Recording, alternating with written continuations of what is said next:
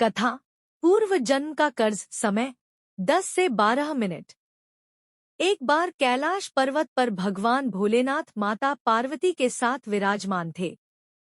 वातावरण बहुत शांत और दिव्य था। तभी माता पार्वती ने भगवान शिव से एक सवाल पूछा, हे प्रभु, संसार में कई लोग अत्यधिक कष्ट और दुख झेलते हैं, जबकि वे सच्चे और ईमानदार होते हैं। ऐसा क्यों होता है? क्या उनके दुख का कारण उनके पूर्व जन्म के कर्म होते हैं? भोलेनाथ ने मुस्कुराते हुए कहा, पार्वती, संसार में कोई भी व्यक्ति बिना कारण कष्ट नहीं झेलता। हर किसी के जीवन में जो भी होता है वह उसके कर्मों का परिणाम होता है। मनुष्य को कई बार अपने पूर्व जन्म के कर्जों को चुकाने के लिए इस जीवन में भी संघर्ष करना पड़ता है। कथा की शुरुआत भगवान शिव ने एक कहानी के माध्यम से माता पार्वती को समझाने का निर्णय लिया।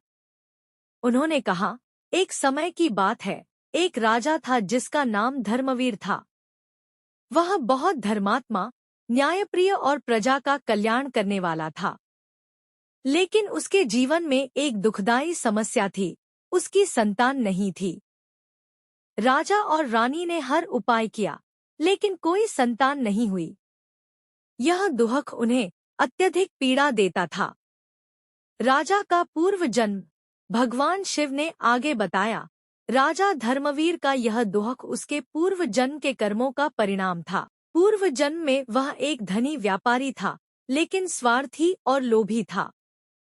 एक बार जब वह एक गरीब व्यक्ति को कर्ज देने से मना कर देता है और उसे निर्दयता से भगा देता है, उस गरीब व्यक्ति की मृत्यु भूख और पीड़ा से हो जाती है। यह एक बड़ा पाप था। उसके इस कृत्य के कारण उसे अगले जन्म में कर्ज चुकाने के लिए संतान सुख से वंचित रहना पड़ा। कर्ज चुकाने का उपाय। राजा धर्मवीर को जब अपने पूर्व जन्म के पापों का ज्ञान होता है, तो वह भगवान शिव की तपस्या करता है और उनसे मार्गदर्शन मांगता है।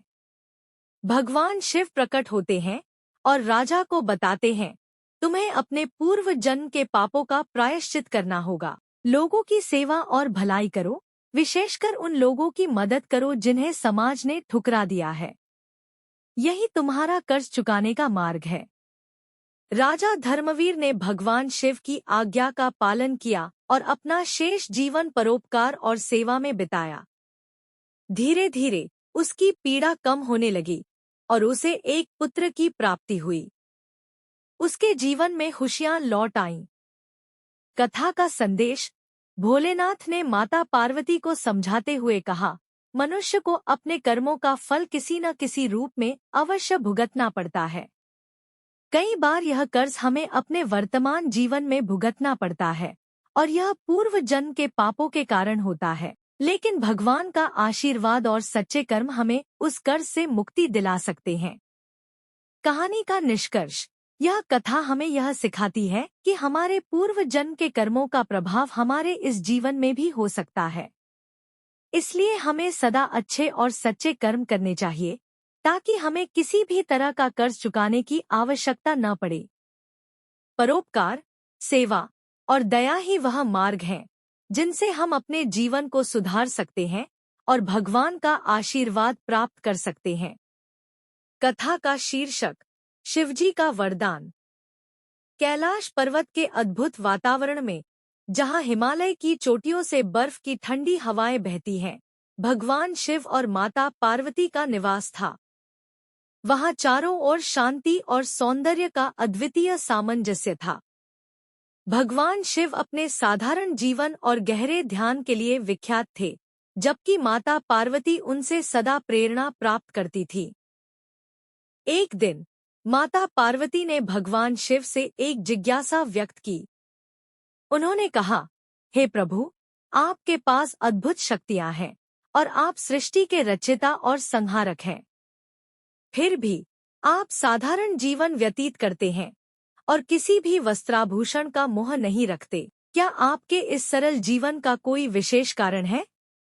भगवान शिव मुस्कुराए और बोले, देवी, सादगी में ही सबसे बड़ी शक्ति होती है। हम जितना अधिक भौतिक वस्तुओं से जुड़ते हैं, उतना ही हम अपने अंदर की आत्मा से दूर होते जाते हैं। जीवन का वास्तविक आनंद तब मिलता है जब हम मोहमाया से मुक्त होकर अपने सच्चे स्वरूप को पहचानते हैं। तभी वहां एक गरीब व्यक्ति आया, जिसने भगवान शिव से विनती की, हे महादेव, मेरी जीवन में अनेक कठिनाइयां हैं। कृपया मुझे कुछ धन और ऐश्वर्य का वरदान दीजिए ताकि मैं अपनी समस्याओं से छुटकारा पा सकूं। भगवान शिव ने उसकी ओर देखा और कहा, धन और ऐश्वर्य से मनुष्य की समस्याएं समाप्त नहीं होती, बल्कि वे और बढ़ सकती हैं।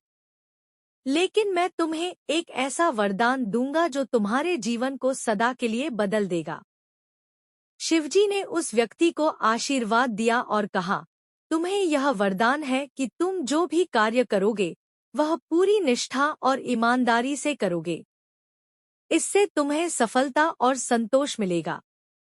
वह व्यक्ति थोड़ा निराश हुआ क्योंकि वह धन की अपेक्षा कर रहा था, परंतु समय के साथ उसने देखा कि शिवजी का वरदान सचमुच अद्भुत था। उसकी मेहनत और निष्ठा के कारण वह धीरे धीरे सफलता प्राप्त करने लगा और अंततः वह अत्यंत संतुष्ट और समृद्ध हो गया। इस कहानी का संदेश यह है कि जीवन में सच्ची सफलता मेहनत, निष्ठा और ईमानदारी से मिलती है, न कि भौतिक वस्तुओं की लालसा से। शिवजी का वरदान यह बताता है कि हम अपने कर्मों से ही अपनी तकदीर बना सकते हैं और सादगी में ही सच्ची शांति और संतोष मिलता है। समाप्त। कथा, शिवजी का वरदान। समय 15 मिनट। कैलाश पर्वत का वातावरण अद्भुत था। हिमाच्छादित पर्वतों के बीच भगवान शिव और माता पार्वती का निवास था। यहाँ का वातावरण हमेशा शांत, आध्यात्मिक और पवित्र रहता था। भगवान शिव ध्यान में बैठे रहते और सृष्टि की देखरेख करते। माता पार्वती उनके पास बैठकर उन्हें देखकर प्रसन्न होती। एक दिन माता पार्वती ने भगवान शिव से पूछा, प्रभु, इस संसार में कौन सबसे अधिक सुखी है?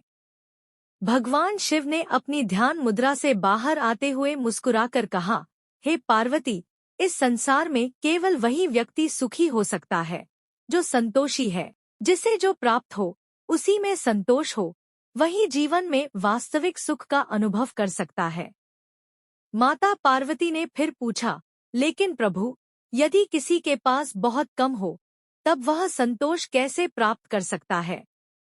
भगवान शिव ने जवाब दिया, संसार में सुख दुख की उत्पत्ति इच्छाओं से होती है। जितनी अधिक इच्छाएं, उतनी अधिक पीड़ा। यदि मनुष्य अपनी इच्छाओं को नियंत्रित करे और जो भी उसे मिला है उसमें संतोष करे, तो उसे परम सुख की प्राप्ति होती है। संतोष ही सबसे बड़ा वरदान है। कुछ समय बाद एक साधु कैलाश पर्वत पर आया। वह भगवान शिव के दर्शन करने के लिए वर्षों से तप कर रहा था। भगवान शिव ने उसकी तपस्या से प्रसन्न होकर उसे दर्शन दिए। साधु ने भगवान शिव से कहा, भगवान, मैंने जीवन में बहुत तप किया है, कृपया मुझे कोई वरदान दीजिए। भगवान शिव ने उससे पूछा, तुम्हें किस प्रकार का वरदान चाहिए? साधु ने सोचा, क्या मांगू जो मुझे जीवन भर सुख दे सके? फिर उसने कहा, प्रभु, मुझे ऐसा वरदान दीजिए जिससे मुझे कभी दुख न हो।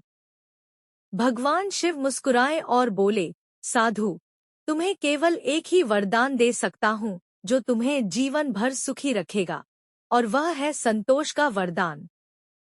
जब तुम संतोषी होगे तब संसार की कोई भी परिस्थिति तुम्हें दुखी नहीं कर सकेगी। साधु ने वरदान स्वीकार किया और संतोषी हो गया। वह वापस लौटते समय परम शांति और आनंद का अनुभव कर रहा था। माता पार्वती ने भगवान शिव से कहा, प्रभु, यह सच है। संतोष ही मनुष्य को वास्तविक सुख और शांति प्रदान कर सकता है। भगवान शिव ने कहा, हे पार्वती, यही संसार का सबसे बड़ा सत्य है। जो व्यक्ति संतोषी है वह सच्चा सुखी है।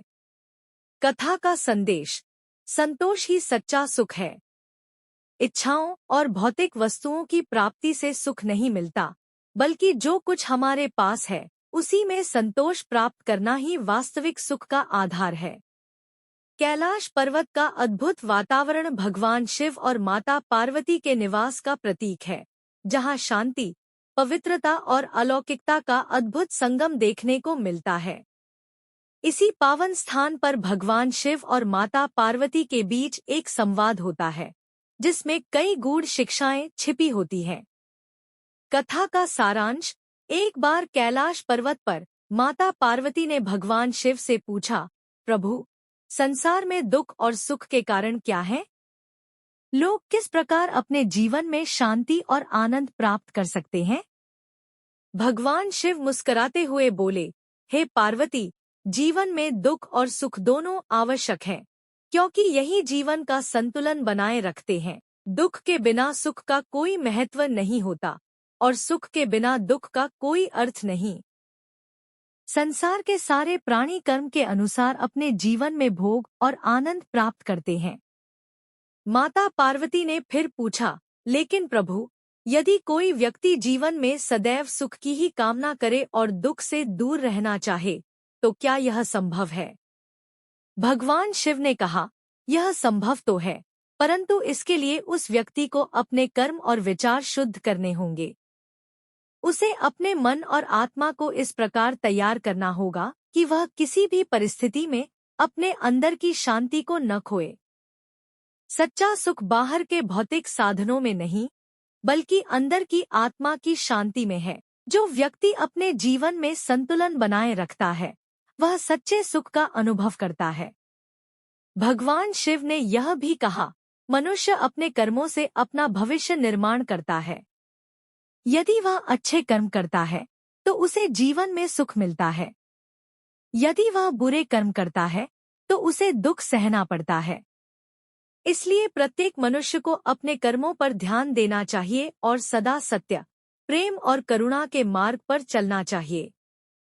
कथा का संदेश: इस कथा से यह संदेश मिलता है कि जीवन में सुख और दुख एक ही सिक्के के दो पहलू हैं। जीवन में संतुलन बनाए रखना, अपने कर्मों को शुद्ध रखना और आत्मिक शांति की खोज करना ही सच्चे सुख का मार्ग है। यदि हम अपने कर्मों में सच्चाई, प्रेम और करुणा का अनुसरण करें, तो जीवन में आने वाले दुख भी हमारे आत्मिक विकास का माध्यम बन सकते हैं। कथा का यह संदेश हमें सिखाता है कि बाहरी परिस्थितियों से अधिक महत्वपूर्ण है कि हम अपने अंदर की शांति और संतुलन को कैसे बनाए रखें। कथा: शिवजी का वरदान। कैलाश पर्वत का वातावरण अत्यंत शांत और दिव्य था। वहां भगवान शिव और माता पार्वती अपनी अलौकिक शक्तियों के साथ विराजमान थे। भगवान शिव का ध्यानी रूप और माता पार्वती का प्रेममय स्वरूप सारे संसार के लिए प्रेरणा का स्रोत था। एक दिन माता पार्वती ने भगवान शिव से पूछा, प्रभु, संसार के लोग दुख, कष्ट और समस्याओं से घिरे रहते हैं। आप तो सारे विश्व के पालनहार हैं, आप उन्हें मुक्ति का मार्ग क्यों नहीं दिखाते? भगवान शिव मंद-मंद मुस्कुराए और बोले, प्रिय पार्वती, संसार में दुख और सुख दोनों ही जीवन का हिस्सा है। मनुष्य को जो भी मिलता है, वह उसके कर्मों का फल होता है, परंतु जो व्यक्ति अपने मन, वचन और कर्म से सच्चाई की राह पर चलता है, वह मेरे आशीर्वाद का पात्र बनता है। इसी बीच एक तपस्वी कैलाश पर्वत पर आकर भगवान शिव की तपस्या करने लगे। उनकी तपस्या इतनी गहन थी कि उनका शरीर हिलता भी नहीं था। कई वर्षों तक उन्होंने निर्बाध रूप से तपस्या की। उनकी तपस्या से प्रसन्न होकर भगवान शिव उनके सामने प्रकट हुए। शिवजी ने कहा, वत्स, मैं तुम्हारी तपस्या से अत्यंत प्रसन्न हूँ। मांगो, क्या वरदान चाहिए? तपस्वी ने अपनी आंखें खोली और विनम्रता से कहा, भगवन, मुझे आपकी भक्ति का वरदान चाहिए। शिवजी ने मुस्कुराते हुए कहा, तुम्हें न केवल मेरी भक्ति मिलेगी, बल्कि तुम्हारे जीवन में ज्ञान, धैर्य और समर्पण का भी वरदान होगा। तुम जहां भी जाओगे, वहां शांति और प्रेम का वातावरण होगा। इस प्रकार शिवजी का वरदान पाकर तपस्वी ने अपनी तपस्या पूर्ण की और संसार में लोगों को शिव भक्ति और सच्चे धर्म का मार्ग दिखाया। कथा का संदेश। कथा का मुख्य संदेश यह है कि सच्ची भक्ति और समर्पण से हम भगवान का आशीर्वाद प्राप्त कर सकते हैं। हमारे जीवन में आने वाली कठिनाइयां और चुनौतियां हमारे कर्मों का परिणाम होती हैं, लेकिन सही मार्ग पर चलते हुए हम अपने जीवन को सुखमय बना सकते हैं। भगवान शिव का वरदान यह सिखाता है कि संसार में शांति, धैर्य और सच्ची भक्ति से ही जीवन में सच्चा आनंद प्राप्त किया जा सकता है। भगवान शिव, जिन्हें भक्त प्रेम से भोलेनाथ कहते हैं, मानते हैं कि मनुष्य को पूर्व जन्म का कर्ज अपने कर्मों के परिणामस्वरूप चुकाना पड़ता है। भारतीय धर्म और दर्शन में यह विश्वास है कि कर्मों का चक्र, कर्मा, हमेशा चलता रहता है और जैसा हम अपने जीवन में करते हैं वैसा ही फल हमें प्राप्त होता है, चाहे वह इसी जन्म में मिले या फिर अगले जन्म में। पूर्व जन्म के कर्ज का कारण। मनुष्य को पूर्व जन्म का कर्ज चुकाने के कई कारण हो सकते हैं और यह उसके पाप या बुरे कर्मों से संबंधित होता है। कुछ प्रमुख पाप जिनके कारण व्यक्ति को अगले जन्म में कर्ज चुकाना पड़ सकता है, वे निम्नलिखित हैं। 1. अहंकार और दूसरों का अपमान। जब व्यक्ति अपने अहंकार में दूसरों का अपमान करता है या उन्हें छोटा समझता है तो वह पाप का भागी बनता है। इस अहंकार का फल अगले जन्म में उसे दुख या किसी तरह की कठिनाई के रूप में चुकाना पड़ता है। 2. अत्याचार और हिंसा। जो व्यक्ति दूसरों के साथ क्रूरता या हिंसा करता है, उन्हें मानसिक या शारीरिक पीड़ा देता है, उसे अगले जन्म में उसके कर्मों का कर्ज चुकाना पड़ता है। यह कर्ज उस पीड़ा के रूप में आता है जो उसने दूसरों को दी होती है। 3. धोखा और छल। अगर कोई व्यक्ति अपने स्वार्थ के लिए दूसरों को धोखा देता है, छल करता है, तो उसे अगले जन्म में इस धोखे का कर्ज चुकाना पड़ सकता है। यह धोखा उसे अपने संबंधों में धोखा या अन्य चुनौतियों के रूप में झेलना पड़ता है। 4. धन का दुरुपयोग और अन्याय। यदि कोई व्यक्ति अपने धन का अनुचित तरीके से प्रयोग करता है या अन्यायपूर्ण तरीकों से धन अर्जित करता है, तो उसे इसका परिणाम अगले जन्म में भुगतना पड़ता है। यह कर्ज आर्थिक कष्ट या जीवन में धन की कमी के रूप में आता है। 5. प्रकृति और जीवों के प्रति हिंसा। जो व्यक्ति प्रकृति या अन्य जीवों के साथ दुराचार करता है, उन्हें क्षति पहुंचाता है, उसे अगले जन्म में इन कर्मों का फल भुगतना पड़ता है। इस कर्ज का भुगतान शारीरिक, मानसिक या प्राकृतिक आपदाओं के रूप में हो सकता है। भोलेनाथ का संदेश।